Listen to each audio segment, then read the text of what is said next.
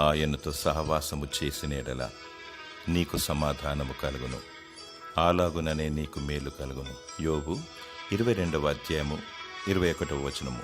లోకంతో సహవాసము చేసిన ఎడల అనగా పాపముతో సహవాసము చేసిన ఎడల శాంతి, సమాధానము, నెమ్మది, తృప్తి, ఆనందము ఉండదు. చీకటి లోకములో మానవుడు అనేక పాపములు చేస్తూ ఉంటాడు. అబద్ధము, మోసము, దగ, నరహత్య, వ్యభిచారము, నమ్మక ద్రోహము మరియు నటన జీవితంను జీవిస్తుంటాడు. అందుకే ఈ లోకంతో సహవాసము చేయవాడు నావాడు కాదు అంటాడు. నీకు నిజమైన సహవాసము, నెమ్మది, దీవెన, ఆశీర్వాదాలు కావాలంటే దేవుని చెంతకు రా. ఆయన నీకు తన సమాధానమునిస్తాడు, మేలులను దయచేస్తాడు. దేవునికి వేరుగా ఉండి ఏమీ చేయలేము. లోకములో ఉన్నదంతా నేత్రాశ, శరీరాశ, జీవపు డంబము కలవు. పాపమునకు వచ్చు జీతము మరణము, అనగా నిత్య నరకము. లోకంతో స్నేహము చేయకు, పాపము చేయకు. దేవుడు నీకు సమాధానమును, మేలులను అనుగ్రహించి దీవించునుగాక.